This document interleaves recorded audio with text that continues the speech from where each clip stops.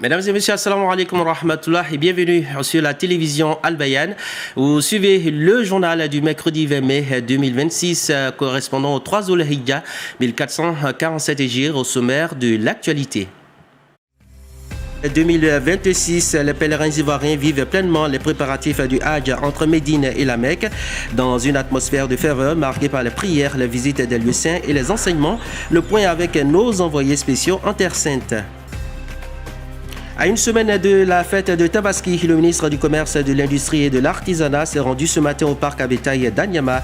Ibrahim Khalil Konaté a échangé avec les acteurs du secteur afin de s'imprégner des réalités sur le terrain, notamment les prix des moutons. Et puis, un atelier régional consacré au suivi de la performance et à la gouvernance des entreprises publiques s'est ouvert hier mardi au plateau. Objectif, harmoniser les mécanismes de suivi économique et financier des entreprises publiques. Et commençons tout de suite cette édition par le journal du Hajj. Et comme vous le savez, certains pèlerins sont déjà à la Mecque pendant ce temps. D'autres poursuivent encore leur séjour à Médine, deuxième ville sainte de l'islam. Entre visites religieuses, conférences et moments de recueillement, les Oudjadj vivent pleinement cette étape préparatoire du Hajj. Depuis la Terre Sainte, suivant la correspondance de Traoré Vaseko et Aïcha Tokone. À peine installés à Médine, les pèlerins des vols réguliers du contingent étatique ont entamé la ziara externe, une étape importante dans leur séjour dans la ville du prophète Mohammed sallallahu alayhi wa sallam. Première escale, la mosquée Kouba, considérée comme la première mosquée construite en islam. Ensuite, les pèlerins se sont rendus au pied du mont Oud, un moment de recueillement et de prière pour de nombreux Oudjadj, visiblement émus de découvrir ces lieux historiques. Sur place, l'imam Fadiga Abbas a expliqué aux visiteurs les enseignements liés à cette bataille marquante de l'islam. Vous voyez là, 4 carrés là, ça c'est la tombe de Hamza. Comme celui le chou des martyrs, ils ont mis, lui il était enterré par là. Maintenant, les autres maintenant, ils sont, on ne voit pas les tombes encore. Voilà, il y a une fosse commune, on ne voit pas les tombes comme on voit pour Hamza. Inch'Allah, quand on arrive ici, vraiment on se souvient de ce qu'ils ont fait, vraiment, ils ont aidé l'islam. Dans la soirée, place à la sensibilisation. Une conférence a été animée autour des comportements à adopter à Médine et les préparatifs de la Oumra. Les intervenants ont insisté sur la discipline, la patience et le respect des consignes durant le séjour en Terre Sainte. On embrasse la pierre noire. Si on ne peut pas embrasser, on peut, comme on dit, la toucher. Mais de nos jours, ce n'est pas facile. Même l'approcher, c'est difficile. Donc on reste loin et on lève la main droite. En commençant, on dit Bismillah, Allahu Akbar. Bismillah, Allahu Akbar. Si on a fini de dire cela, on commence à dire les invocations. Allahumma imanan bika. Pour plusieurs pèlerins, ces moments de formation et de visite constituent une étape essentielle dans la préparation du Hajj. Oui, la conférence a été bénéfique, dans le sens où on a rappelé un peu tout ce qui est interdit, comment se préparer pour la Oumra, comment réussir sa Oumra, comment faire les rames, comment il faut s'y prendre, et puis tout ce qui est interdit. Je pense que tout a été respecté encore ce soir-là. Après 3 jours passés à Médine, le séjour des Oudjadj s'est achevé par la visite de la Raouda pour les femmes et la ziara de la mosquée du prophète Mohammed sallallahu alayhi wa sallam pour les hommes avant leur départ pour la Mecque. Retour ici en Côte d'Ivoire après une séance de préparation marquée par la remise des kits de voyage samedi à la mosquée Al-Hussein de Cocody. Une agence de voyage a accompagné ses fidèles vers les lieux saints de l'islam à travers 2 vols hier mardi. Un moment chargé d'émotion et de ferveur religieuse pour les invités d'Allah. Compte rendu signé Sanogo Kosibri et Fatma Kodio. À la mosquée Hussein, futurs pèlerins, encadreurs et responsables de l'agence se sont retrouvés autour des derniers préparatifs liés au Hajj 2026. Cette rencontre a notamment été marquée par la remise officielle des kits de voyage aux fidèles appelés à accomplir ce 5e pilier de l'islam. Une étape symbolique précédée de conseils pratiques et de recommandations sur le déroulement du séjour dans les lieux saints. Ces formations ont été l'occasion pour nous de présenter tous les démembrements de l'encadrement. Nous sommes partis des connaissances théoriques et nous avons continué par l'apprentissage même du Coran. Et ensuite, nous sommes allés donc dans la pratique de terrain. Pour les pèlerins, ce voyage représente l'aboutissement de plusieurs années d'attente et de préparation spirituelle. Je pense qu'ici déjà, au Hajj déjà, parce que le Hajj commence déjà ici en Côte d'Ivoire, ici à la mosquée même déjà, avant d'aller à la Mecque. C'est mon premier Hajj cette année, vraiment je suis très joyeux. Je suis très content vraiment pour Hajj cette année. Un sentiment de joie. Dieu nous a appelés, nous allons répondre à l'appel de Dieu. C'était un peu stressant. Au total, 128 pèlerins ont été convoyés par l'agence Méridien Hajj et Umrah vers les lieux saints de l'islam. Et c'est tout pour les actualités du Hajj. Et nous sommes exactement à une semaine de la fête de Tabaski, encore appelée l'Aïd el-Kébir. Le ministre du Commerce, de l'Industrie et de l'Artisanat a effectué ce matin une visite au parc à bétail d'Anyama. Ibrahim Khalil Konati a voulu lui-même toucher du doigt les réalités du terrain concernant le prix du mouton. Plus de précisions avec Safiat Kouyaté. Situé non loin du corridor sud d'Abidjan, le parc à bétail d'Anyama s'étend sur plus de 200 hectares. C'est désormais le seul site d'accueil des moutons dans le district d'Abidjan en provenance de l'Interland. À une semaine de la fête de Tabaski, le ministre du Commerce, de l'Industrie et de l'Artisanat est venu s'imprégner des réalités du terrain. Ibrahim Khalil Konaté a passé en revue les enclos des gros et petits ruminants. Son constat est sans appel. La disponibilité des bêtes est avérée. 165 000 bêtes sont présentes à l'heure où je vous parle. Des prix allant de 75 000 à 450 000. Contrairement à ce que j'avais entendu qu'il y avait des moutons de 900 000. Et non, ce n'est pas vrai. C'est pas bœuf. Je suis venu constater le contraire. C'est de 75 000, 100 000, 125 000, 200 000 jusqu'à 450 000. Et encore une fois, chacun en a pour sa bourse.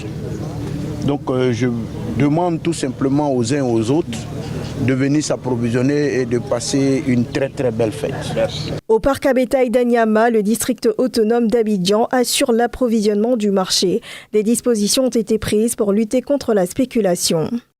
Nous recevons les camions selon les jours dans un nombre allant de 30 à 90. Le 19, nous avons reçu 90 camions de moutons et les camions sont chargés, quand ils sont chargés, ils sont de 350 moutons.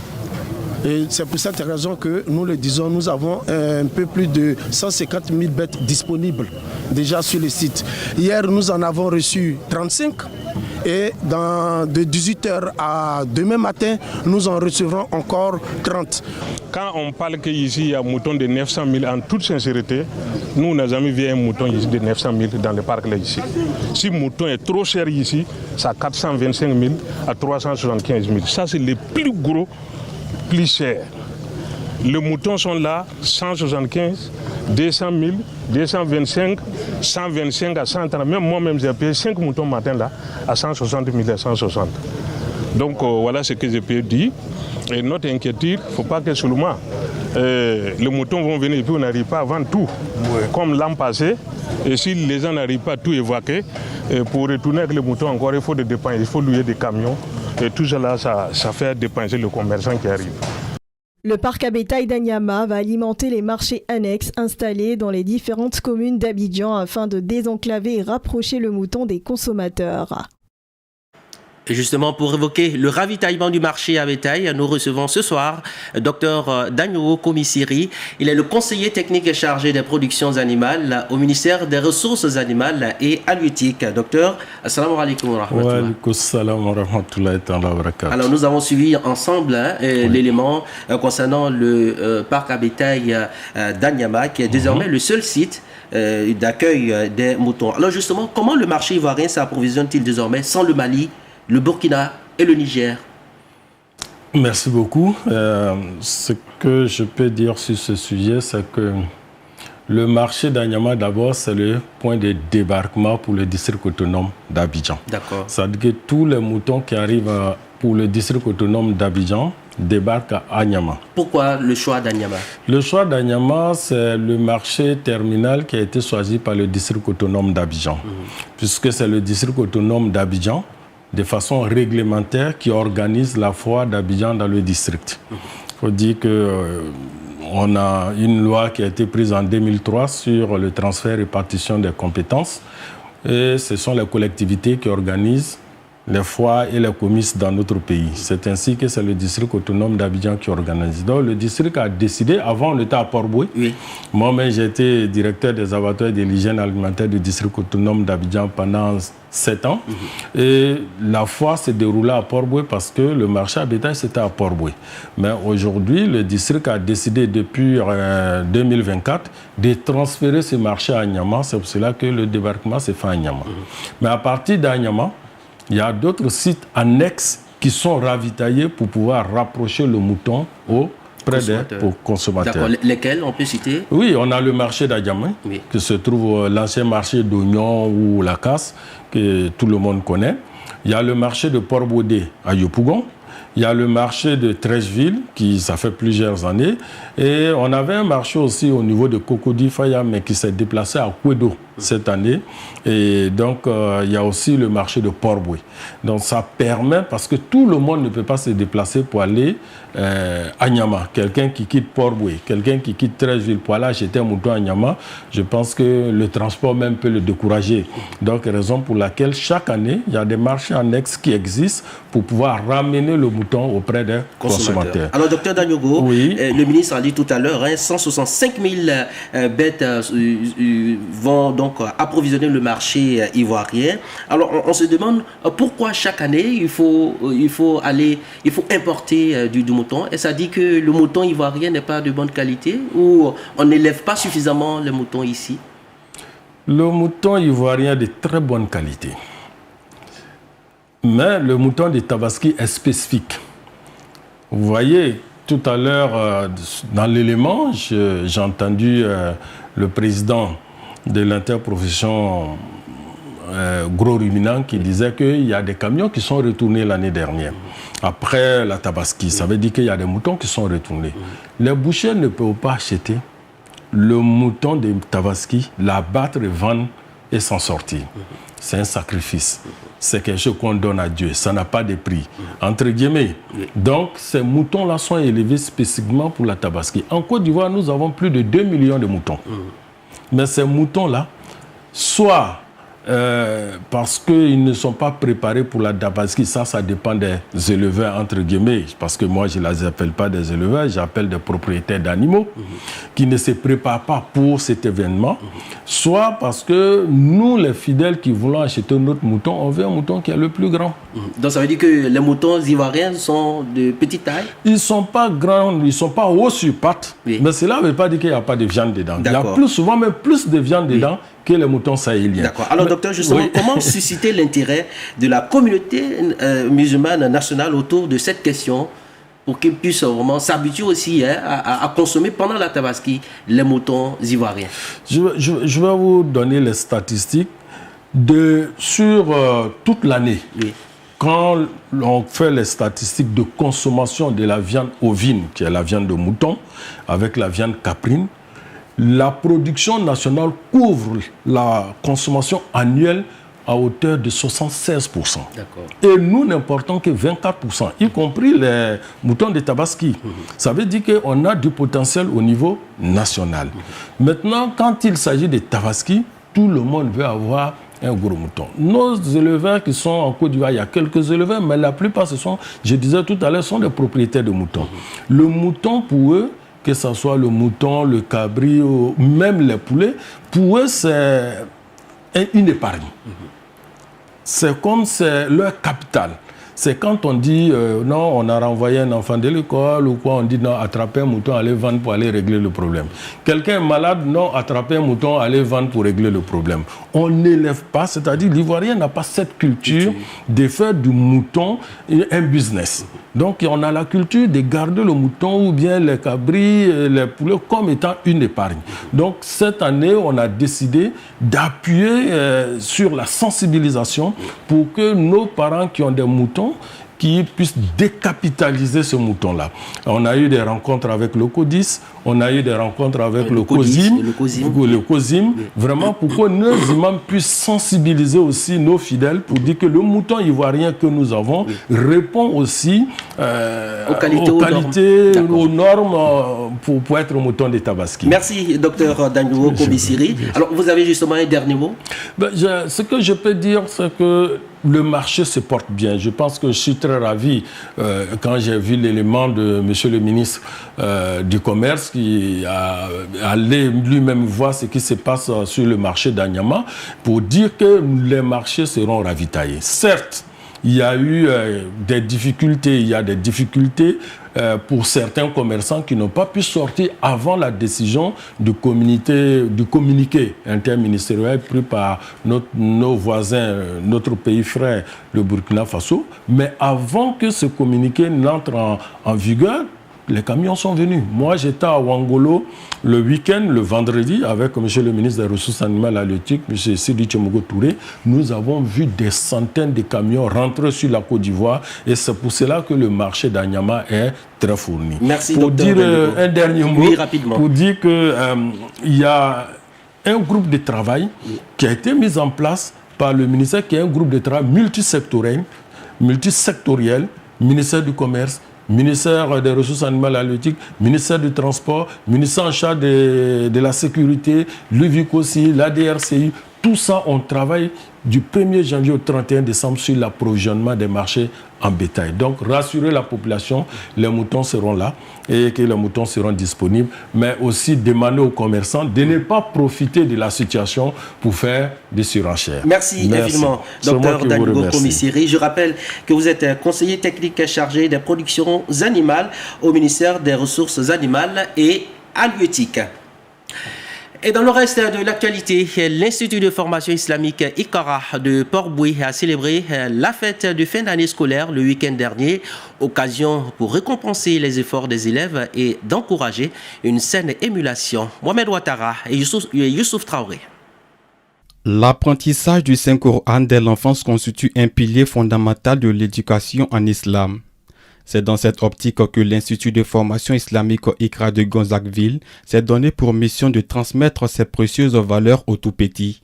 Une cérémonie a récemment été organisée pour dresser le bilan des cours dispensés. Devant leurs parents, les enfants ont pu démontrer leurs acquis à travers des concours de psalmodie du Saint-Coran répartis en plusieurs catégories ainsi que des présentations pratiques sur les bases de la prière.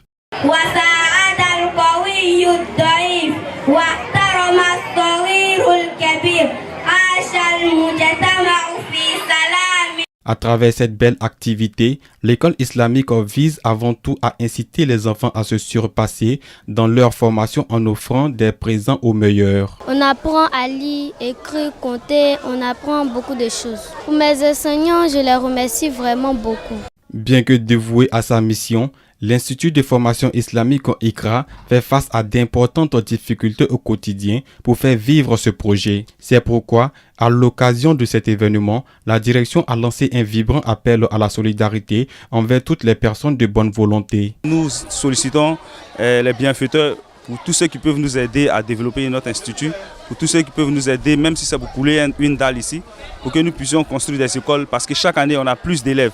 Chaque fois que nous faisons des cérémonies, on a remarqué, l'année qui suit, il y a plus d'inscrits que l'année précédente. Ouvert officiellement lors de l'année académique 2020-2021, l'Institut de formation islamique ICRA propose un cursus bilingue, formant ses élèves en langue arabe et française.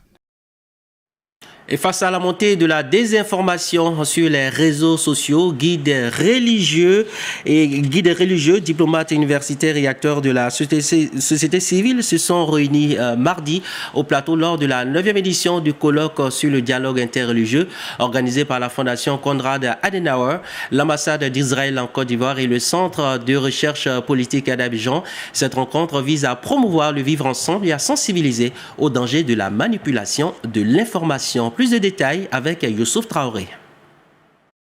Promouvoir le dialogue interreligieux face aux dangers de la désinformation, c'est l'objectif de la 9e édition du colloque sur le dialogue interreligieux.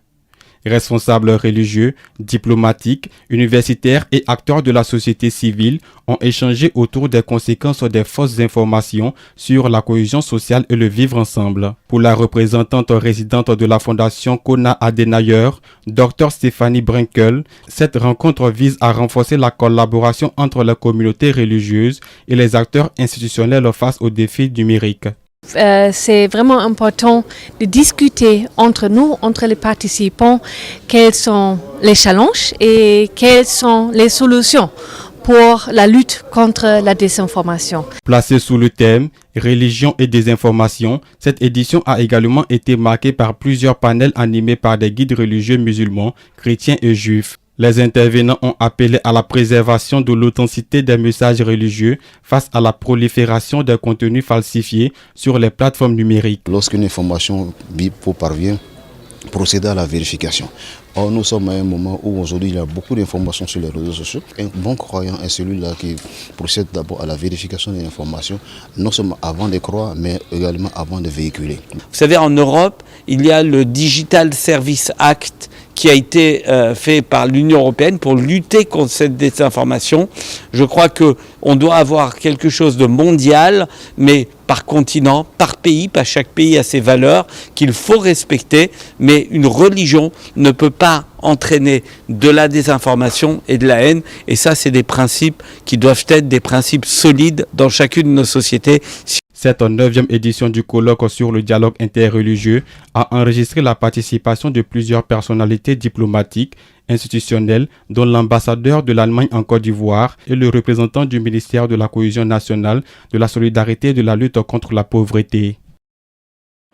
Je vous le disais dans les titres, un atelier régional sur le suivi de la performance et de la gouvernance des entreprises publiques se tient à Abidjan du 18 au 21 mai. L'objectif est de présenter les grandes lignes d'un projet de directive portant harmonisation du suivi de la performance économique et financière des entreprises publiques. C'est Madame le ministre du Patrimoine, du portefeuille de l'État et des entreprises publiques qui a présidé la cérémonie d'ouverture au plateau. Abdoulaye Mondoulier et Fatma Kodio. Cette rencontre régionale s'inscrit dans la continuité des réflexions engagées lors de l'atelier de Douala tenu en mars 2025. Pendant 4 jours, experts, responsables d'institutions financières et représentants d'État vont échanger autour des mécanismes de gouvernance et d'évaluation des entreprises publiques. La Banque mondiale ainsi que la Communauté économique et monétaire de l'Afrique centrale, la CEMAC, ont salué l'expérience ivoirienne en matière de suivi de la performance des entreprises publiques considérées aujourd'hui comme une référence dans la sous-région. L'organisation du présent atelier s'inscrit donc dans cette dynamique et vise à faire bénéficier à la CEMAC des bonnes pratiques de la Côte d'Ivoire sur les différents aspects du suivi de la performance des entreprises publiques et l'élaboration des rapports annuels sur la gestion du portefeuille. Cheville ouvrière de cet atelier, le directeur général du portefeuille de l'État, Seydou Bamba, a souligné l'importance stratégique des entreprises publiques dans la mise en œuvre des politiques de développement de l'État. Selon lui, le renforcement de la gouvernance et de la transparence demeure indispensable pour améliorer leur efficacité et leur compétitivité. Les entreprises publiques représentent aujourd'hui un levier stratégique majeur dans leur politique de développement. Elles constituent dans chacun de nos pays des instruments essentiels de mise en œuvre des politiques publiques, de fourniture de services essentiels et de soutien à la transformation économique.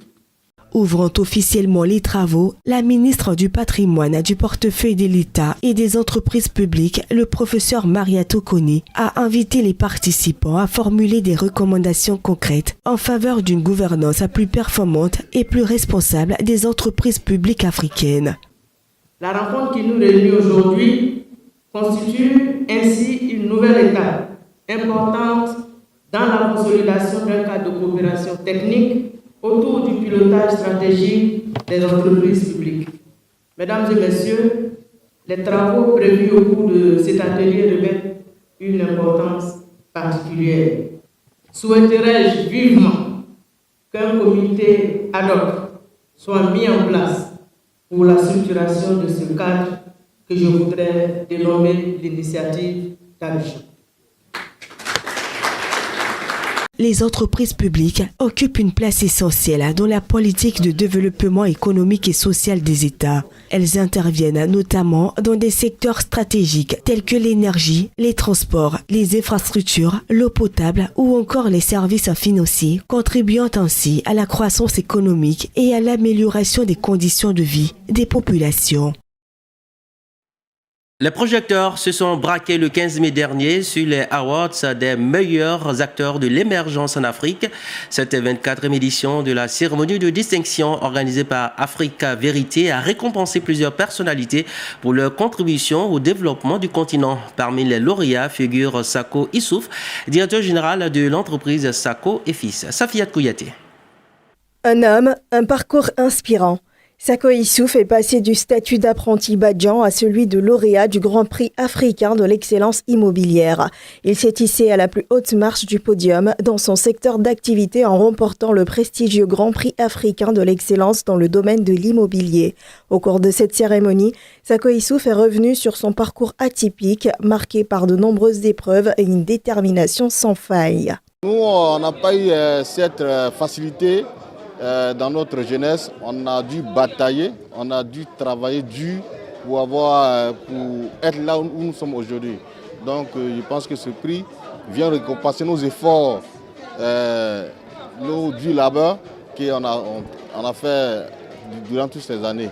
Présent aux côtés du récipiendaire, Dr Yamoussa Koulibaly, vice-président de la Chambre nationale des promoteurs et constructeurs agréés de Côte d'Ivoire, il n'a pas tari d'éloges à son égard, saluant son courage, sa persévérance et son apport au secteur immobilier ivoirien. Et je suis honoré et heureux pour lui parce que ce prix également, c'est un prix prestigieux parce que moi-même je l'ai eu en 2022 et je pense que c'est un prix qui démontre le travail quotidien. Voilà. On rencontre beaucoup de prix, de promoteurs de prix, mais Africa Vérité est en empreinte de thé un prix prestigieux. Cette distinction est le fruit d'un rigoureux processus de sélection accompagné d'une enquête d'opinion menée durant plusieurs mois. Les lauréats ont été désignés sur la base d'un échantillon de témoignages recueillis auprès de leur entourage. Promouvoir et soutenir l'amélioration de l'enseignement et de la formation technique et professionnelle en Afrique de l'Ouest, c'est l'objectif du programme BR3 de l'UNESCO à travers le projet intitulé « Une meilleure éducation pour les sœurs de l'Afrique ». Le lycée professionnel des métiers de la mode et du social de Port-Bouët a accueilli mardi les cadres de l'institution, les apprenants ainsi que les responsables des centres de formation à l'occasion de la journée de la promotion des métiers. Vassi Fofana et Nadia Konaté. Des défilés de mode inspirés de la culture ivoirienne, des séances de coiffure ainsi que plusieurs démonstrations artistiques et chorégraphiques réalisées par les élèves du lycée professionnel des métiers de Port-Bouët ont marqué cette journée de promotion des métiers. La directrice de l'établissement a pour sa part exhorté les élèves à valoriser l'apprentissage et les métiers techniques. L'industrie de la mode et du bien-être n'est plus une simple affaire d'artisanat informel. En cette année 2026, la mode et la beauté s'affirment comme un véritable levier de croissance économique pour la Côte d'Ivoire en matière de création d'emplois et d'insertion professionnelle rapide pour notre jeunesse. Je vous exhorte à embrasser ces métiers avec fierté car ce sont des métiers d'avenir. Dans le cadre du projet « Une meilleure éducation pour l'essor de l'Afrique », mis en œuvre par l'UNESCO à travers le programme BF3 pour favoriser l'insertion professionnelle des jeunes, le représentant adjoint pays de l'UNESCO a souligné l'importance de cette cérémonie. Vous êtes au cœur de cette initiative. Vous êtes les talents de demain. Vous êtes ceux qui donneront un nouveau visage au métier de la mode et de la beauté. Choisir ces métiers, c'est s'engager dans une voie faite de créativité, de discipline, mais aussi de persévérance. Présente à cette journée, la représentante de la République du Corée a salué les avancées du projet ainsi que les efforts consentis pour son financement et sa réussite. À travers le projet BR3, la contribution de la Corée à l'UNESCO vise précisément à soutenir des systèmes de formation plus pertinents, mieux adaptés au marché du travail et plus attractifs pour les jeunes. Le représentant du ministre de l'Enseignement technique a exprimé sa gratitude aux initiateurs du projet. À travers cette journée de promotion des métiers, l'UNESCO et ses partenaires réaffirment leur volonté de faire la formation professionnelle un levier d'insertion et de développement pour la jeunesse africaine. Les conducteurs de taxis intercommunaux veulent améliorer leurs conditions de travail et offrir un meilleur service aux usagers. Réunis lundi dernier au siège de la coordination des gares routières de Côte d'Ivoire, ils ont plaidé pour l'obtention d'un parc automobile, une doléance accueillie favorablement par les responsables du secteur. Faisons le point avec Tchozon Ouattara et Nadia Konaté. Trouver des solutions durables aux difficultés rencontrées par les taxis intercommunaux. C'est l'objectif de cette rencontre entre les conducteurs et la coordination des gares routières de Côte d'Ivoire. Face aux responsables du secteur, les chauffeurs ont exprimé leur besoin de disposer d'un parc automobile afin de moderniser leur activité et améliorer les conditions de transport des populations. Nous sommes venus voir le président pour que vraiment il plaide nos cas auprès des autorités, surtout le PMUA, pour que vraiment nous soyons pris en compte par rapport au renouvellement du parc automobile. À travers ce plaidoyer, les conducteurs espèrent bénéficier d'un accompagnement qui leur permettra de renforcer leur capacité de travail et de mieux répondre aux attentes des usagers. Une initiative saluée par la coordination des gares routières de Côte d'Ivoire qui voit en cette démarche une volonté de structuration et de professionnalisation du secteur du transport intercommunal. C'est un grand mouvement de changement qui touche le secteur des véhicules qu'on appelait communément les ro-ro intercommunaux. Aujourd'hui, le directeur général des transports terrestres a accepté de les permettre d'avoir les documents administratifs et de les mettre en règle. Et nous, la coordination, nous sommes très heureux. Et nous retenons encore qu'en plus d'être en règle, par le biais du projet PMUA, ils vont avoir encore des véhicules neufs pour desservir les populations. Les deux parties entendent désormais poursuivre les échanges afin de trouver des solutions concrètes pour le développement des taxis intercommunaux en Côte d'Ivoire. Et voilà qui marque la fin de ce journal réalisé par Koné Amidou et son équipe, chef d'édition Youssouf Traoré. Merci de votre aimable attention. Je vous souhaite une excellente soirée sur la chaîne de l'Islam éternel pour l'éternité. Wassalamu alaikum wa rahmatullahi wa barakatuh.